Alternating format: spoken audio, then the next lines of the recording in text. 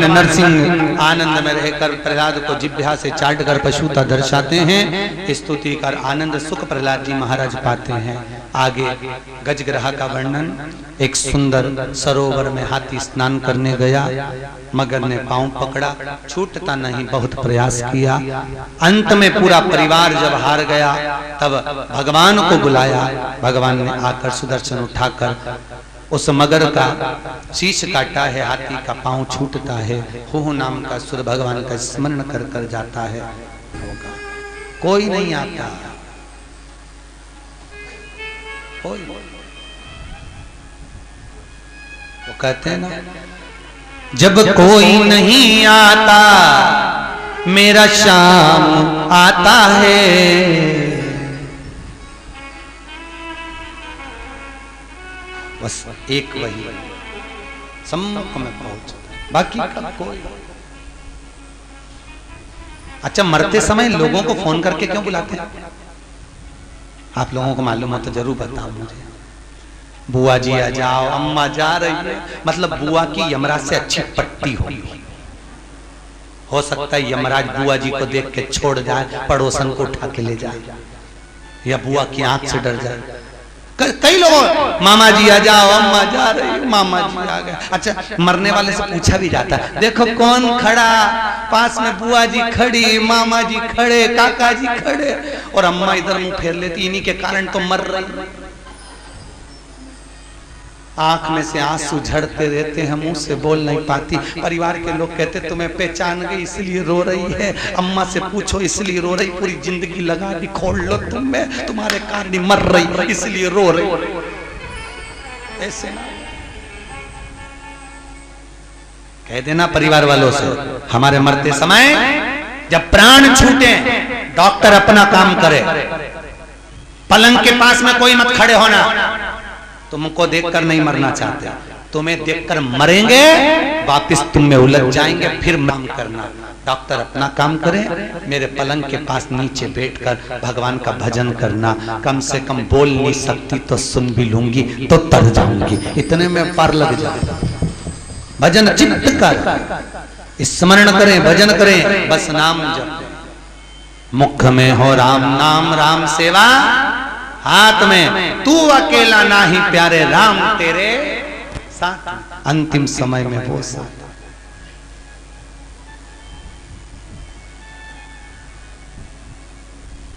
कहे हारे हारे हारे तुम हारे के सहारे। हम दुनिया में जगत में हार जाएं, पर एक सहारा आपका है, आपकी कृपा। आपके दिमाग कोई कौन होगा? महाराज बाक्य बिहारी मेरा ठाकुर, मेरा लाडला, मेरा कृष्ण, मेरा गोपाला, मेरा कन्हैया, बस एक वही। हाथी का पांव छूटा, देवता राक्षसों ने मिलकर समुद्र का मंथन करा, सब कुछ निकला, रत्न माणिक मोती सोना चांदी हीरा पन्ना गौ औषधि सब। फिर निकली लक्ष्मी, वो भी अमृत निकला, विष निकला, विष शिव जी को दिया अमृत, देवता ले जा रहे थे, राक्षसों ने छुड़ा लिया।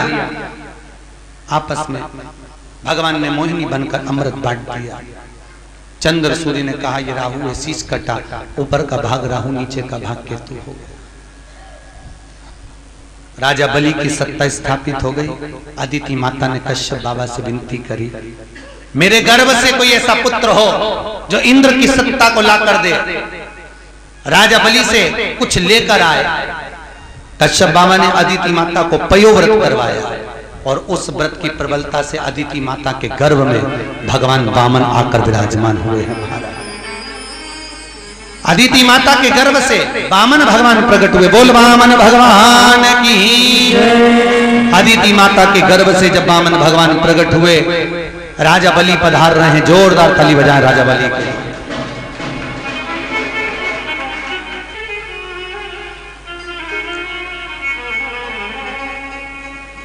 राजा बलि के दरवाजे पर वामन भगवान भिक्षा मांगने के लिए जा रहे हैं। 3 पग भूमि का दान मांगने के लिए जा रहे हैं।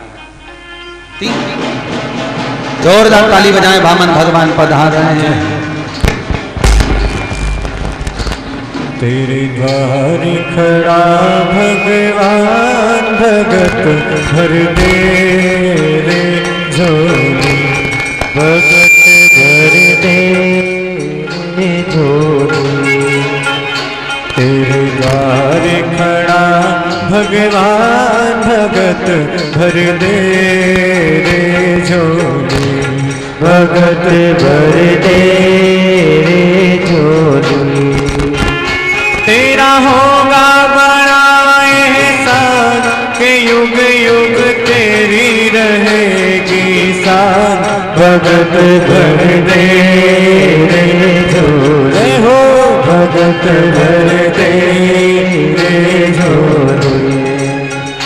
तेरे द्वार खड़ा भगवान भगत भर दे रे झोले। राजा बलि के दरवाजे पर वामन भगवान भिक्षा मांगने के लिए खड़े हुए। महाराज 3 पग भूमि का दान दे दीजिए। आवाज आई, राजा बाहर जाकर भिक्षा के लिए बोलते हैं, ब्राह्मण देवता आपको क्या दूं? 3 पग भूमि का दान चाहिए। महाराज 3 पग भूमि में तुम सही से सो नहीं सकते, बैठ नहीं सकते, करोगे क्या? महाराज आपका काम देने का, मेरा काम लेने का, आप दीजिए। और महाराज 3 पग भूमि के दान को देने के लिए आतुर वामन भगवान संकल्प लिए हैं राजा बलि से कि पृथ्वी नापी एक में, दूजे में आकाश, तीजा डग यहाँ कते लखे, सबही असुर निराश। महाराज तीसरा पांव कहां रखे? वामन भगवान के सम्मुख में राजा बलि ने अपना मस्तक आगे करा। शीश झुकाते ही राजा बलि के मस्तक पर वामन भगवान ने अपना तीसरा चरण रखा। देवता पुष्पों की वृष्टि करे, गंधर्व गान करे, अप्सरा नृत्य करी, चारों तरफ सुख समाहित हुआ। बोल वामन भगवान की जय। हाँ जी, जजमान आए वामन भगवान का पूजन करने के लिए। ध्यान दें, आज कथा का तीसरा दिवस है। वामन चरित्र की ओर अग्रण्य है। कल कथा में राम जन्मोत्सव और कृष्ण जन्मोत्सव की कथा होगी। बड़े भाव भक्ति से कल की कथा 10 बजे से चालू होकर ठीक 12:30 बजे तक रहेगी। कितनी बजे तक? जम के बोले 12:30। और 12 बजे राम जी का जन्मोत्सव करके कथा को विराम देंगे। उसके बाद में कथा कल दोपहर में शाम को 5 बजे प्रारंभ होगी, जो 7 बजे तक चलेगी।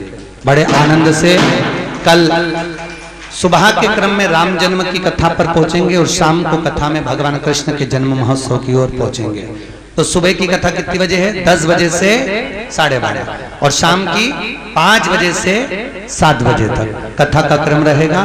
निश्चित समय पर पहुंचकर कल कर भगवान कृष्ण का जन्मोत्सव करेंगे। आप भी अपने साथ टॉफी मखाने ला सकते हैं। छोटी छोटी मिश्री मत लाना, चीटी वीटी होती है, इसलिए टॉफी मखाने बड़ी बड़े जो सामग्री हो वो लुटा सकते हैं। बड़े आनंद से कल भगवान कृष्ण का जन्मोत्सव, शाम की कथा में, और सुबह भगवान राम का जन्मोत्सव होगा। वामन